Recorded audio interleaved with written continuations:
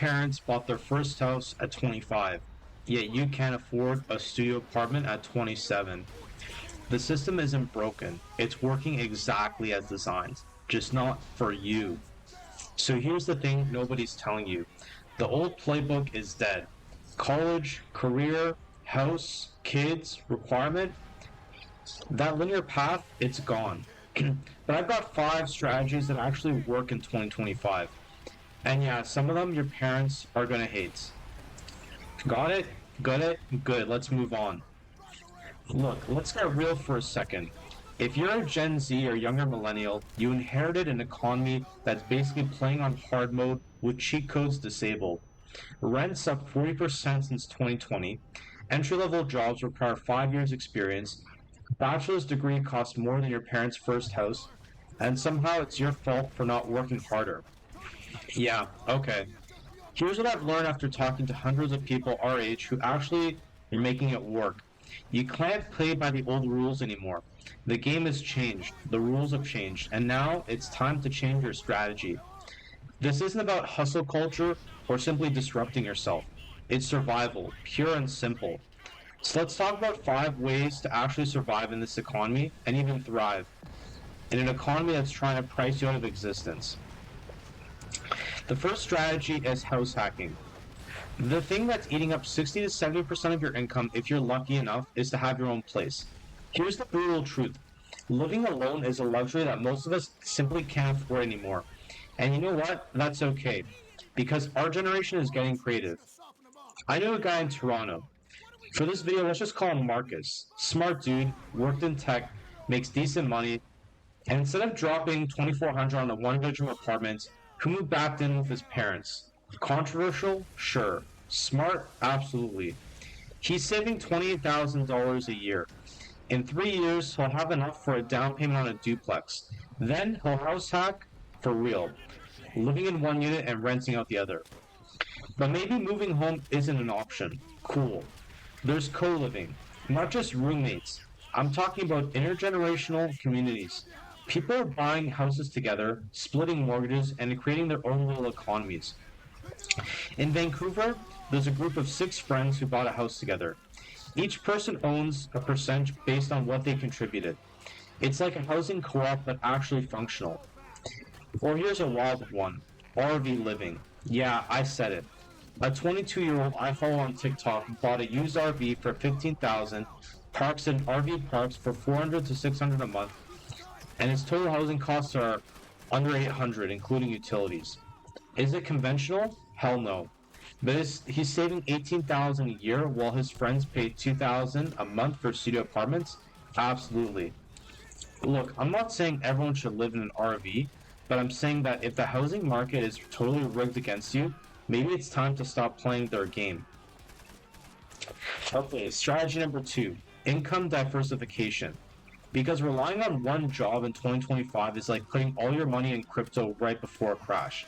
Stupid and dangerous. The gig economy gets a lot of hate, and yeah, it's exploitative. But here's the thing, if you stack gigs smart, you can actually make decent money with way more flexibility than a traditional job. Sarah in Austin drives for DoorDash during lunch and dinner rushes, makes about 25 an hour during peak times.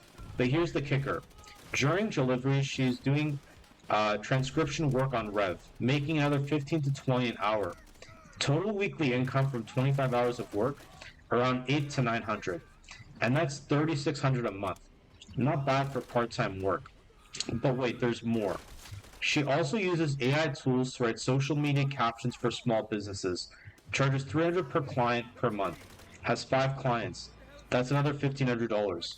So Sarah's making about 5,000 a month, working maybe 35 hours a week with a complete schedule control. Her friend with the stable marketing job makes 4,200 a month, working 50 hours a week with a 2-hour commute.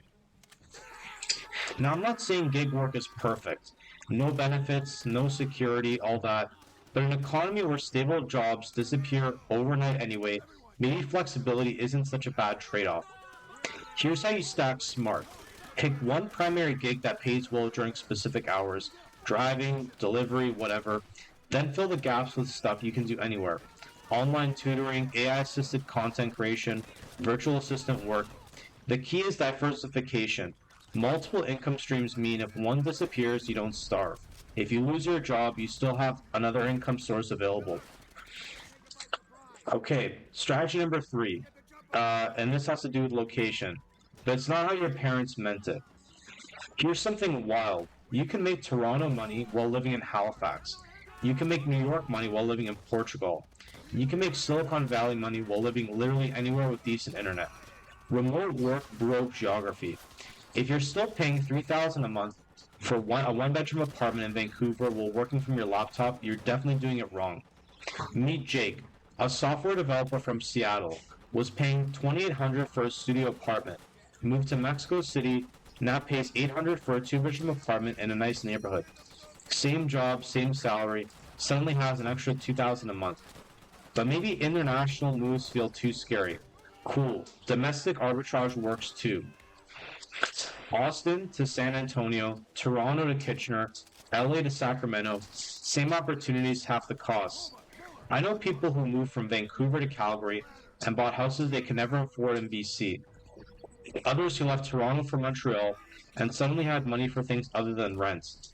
But here's the thing nobody talks to you about. You don't just save money by moving somewhere cheaper. You also change your entire relationship with money. When your rent drops by half from $2,400 to $1,200, you're not just saving $1,200. You're buying freedom, options, the ability to take risks, try new things, maybe even start that business you've been thinking about but never had the funds to risk on it. Now I get it. Moving is hard. Leaving friends and family sucks. But you know what else sucks? Working 60 hours a week and still being broke. Sometimes the best investment you can make is in a moving truck. Strategy 4. Using AI and tech to leapfrog the traditional career ladder. Because why spend 4 years getting a degree that might be obsolete by the time you graduate when you can learn high-value skills in 6 months? Look, I'm not anti-educational, but I am anti-paying $100,000 for information you can learn on YouTube. Emma learned video editing during lockdown. Started with free tutorial, practiced with AI tools to speed up her workflow, and now makes $75 an hour editing content for YouTube and businesses. Total time investment, 6 months. Total cost, $0. Compare that to a friend who spent 4 years and $80,000 on a communications degree and now makes $18 an hour at a marketing agency. But here's where it gets really interesting. AI is creating entirely new opportunities that didn't exist 2 years ago. Prompt engineering, AI data creation, automated content generation. People are making 6 figures doing jobs that literally didn't exist when we were in high school. Marcus, the Toronto guy from earlier, he learned prompt engineering in 3 months. Now consults for companies implementing AI workflows, charges $150 an hour. And no, this isn't some learn to code BS. You don't need to become a programmer. You just need to understand how to use AI tools to solve real-world problems. Social media management with AI-generated content plans, customer service automation, data analysis, using AI tools, e-commerce stores with AI-generated product descriptions. The barrier to entry is lower than it's ever been, but the window won't stay open forever. Here's my advice. Pick one AI tool, spend a month getting really good at it, then find businesses that need that problem solved. And you'll be shocked how much people will pay for skills they don't have time to learn. Strategy number 5, and this is the hardest one. Completely rejecting the consumer culture that's designed to keep you broke. Your parents' generation bought stuff to show that they were successful. We can't afford to be successful by their standards, so maybe it's time to redefine success entirely. I have a friend who makes $40,000 a year, lives in a tiny apartment, bikes everywhere, owns maybe 50 things total. By traditional metrics, she's failing. But she also has $30,000 in savings, zero debt, complete schedule flexibility. She travels for 3 months every year, works on passion projects, has time for relationships and hobbies. Her cousin makes $90,000, but drives a $50,000 truck, lives in a big house, but only has $200 in savings, $45,000 in debt, and hasn't taken a real vacation in 5 years.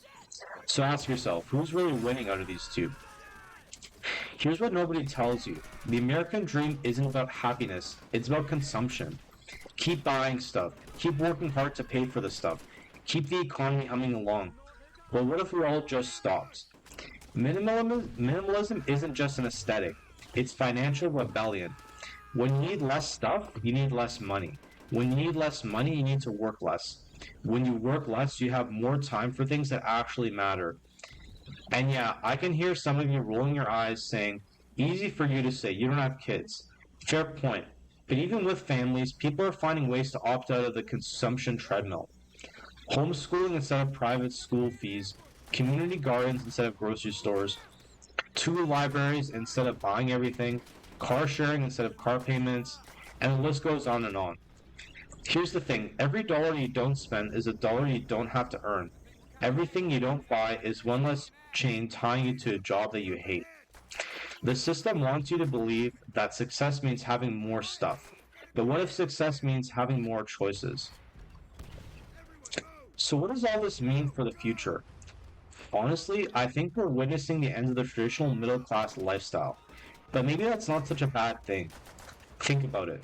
The nuclear family in a suburb house with 2 cars and a white picket fence, that was an anomaly.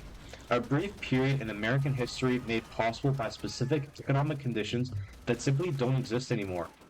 Maybe instead of mourning that lifestyle, we should be creating new ones. I see people in their 20s creating international communities, building businesses that prioritize time over money, choosing experiences over possessions, and finding ways to live rich lives without being rich. Are we getting screwed by the economic system? Absolutely, there's no argument there. But are we also potentially more free than any generation before us? Maybe. We're no longer tied to geography because of remote work. We're not tied to traditional career paths because of technology. We're not tied to consumer culture because we literally can't afford it. Turns out being priced out of the old system might have forced us to build a better one. Alright, real talk, if this video resonated with you, do me a favor, hit that like button. Not because I need the algorithm boost, although I do, but because it tells me you want more content like this, and I'll keep producing. Drop a comment and let me know which strategy you're already using or which one you're going to try. I read every single comment, and honestly, you guys teach me as much as I teach you. Share this with someone who needs to hear it. We're all struggling with this stuff, and the more we talk about it, honestly, the better solutions we could build together. And obviously, subscribe if you want no more BS takes on surviving an economy that's just trying to crush us all. But most importantly, actually do something. Pick one strategy from this video and take one small step this week, because nothing changes if nothing changes. You know what's funny? Our parents always told us we could be anything we wanted to be. Turns out they were right. We just can't afford to be in the way that they expected. So maybe it's time to stop trying to meet their expectations and start exceeding on their own. The game has changed. Time to change how we play. Stay broke, stay woke, and I'll see you in the next one. Take care, everyone.